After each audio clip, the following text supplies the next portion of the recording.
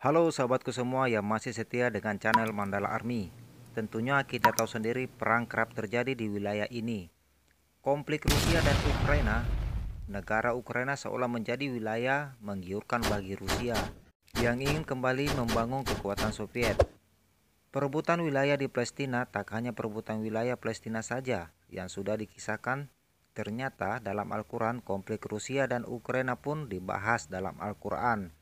Lantas, seperti apa penjelasan dalam Al-Quran? Simak video ini hingga selesai. Namun, seperti biasa, sahabat yang baru ketemu dengan channel ini, jangan lewatkan tekan tombol subscribe-nya dan nyalakan lonceng notifikasinya, agar dapat menyimak tontonan yang bermanfaat.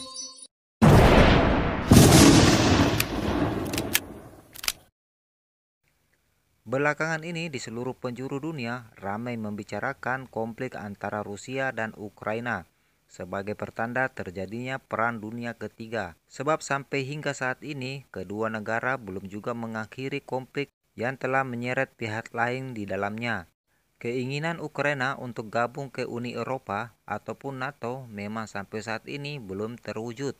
Hal itu tak lain karena Ukraina ini belum juga sepenuhnya keluar dari genggaman Rusia, meski sudah mencapai kemerdekaan.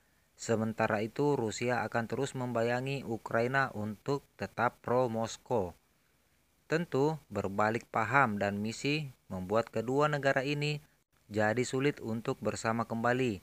Meski Ukraina meminta bantuan negara-negara Uni Eropa dan NATO, tapi tentu tidak semudah itu untuk melepaskan Ukraina dari Rusia. Selain karena penduduk Ukraina ada yang masih memihak Rusia, tentu saja konsekuensi harus dipertimbangkan. Jika NATO membantu Ukraina, maka perang kemungkinan besar akan terjadi. NATO jelas-jelas tak ingin mengulang sejarah kelam di masa lampau, yang tak lain Rusia lagi-lagi yang menjadi lawan mereka. Pertempuran perang dingin sudah cukup jadi perang yang banyak menimbulkan kerugian. Oleh karenanya mereka akan berpikir dua kali untuk merangkul Ukraina. Sebuah fakta kini muncul di permukaan bahwa konflik Rusia dan Ukraina dikabarkan sudah diramalkan sejak 1400 tahun yang lalu di dalam kitab suci kaum muslim. Isyarat ini terlihat dengan terjadinya perang di kawasan itu, berkaitan Imam Mahdi, Dajjal, dan akhir zaman. Seorang kiai cendekiawan Syekh Imran Hussein, siapa pemenang konflik Rusia-Ukraina? Syekh Imran bercerita yang bertulis dalam Al-Quran. Syekh Imran mengartikan dalam Al-Quran yang dikisahkan oleh Al-Masih mengangkat malaikat tinggi dan dominan atas kelompok lain yang menolak dan menghujat orang-orang kafir ini.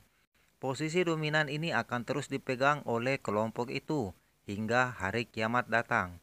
Nah, jika kita mengaitkan dengan dua negara yang terpecah saat ini, kelompok yang disebut adalah setelah kekacauan di Uni Soviet, di Rusia terjadi kebangkitan Kristen Ortodoks yang merupakan pengikut Yesus atau Nabi Isa alaihi salam. Di momen inilah Rusia berhasil menguasai teknologi rudal dan mampu mendominasi dunia militer setelah runtuhnya Uni Soviet. Saya menjabarkan sebuah kisah dalam Al-Quran. Al-Quran 1400 tahun lalu. Menurut Syekh Imran, Rusia akan berhasil mengalahkan Ukraina yang didukung NATO. Saya mengatakan hingga konflik Rusia-Ukraina selesai, maka Rusia akan menjadi negara terkuat di dunia. Menurut Syekh Imran, pandangannya ini merupakan penafsiran surat Al-Rum dalam Al-Quran, dan mereka pergi dengan cara mereka. Mereka berkata, kita tak peduli lagi dengan ukhuwah. Mereka melanggar hari Sabat dan Allah mengutuk Barat, tapi bukan kalian. Apakah benar pendapat ini akan terjadi pertempuran dahsyat itu, lalu kemenangan diraih oleh Rusia? Kita kembali lagi ke Maha Pencipta, karena manusia hanya bisa beropini. Wallahu alam.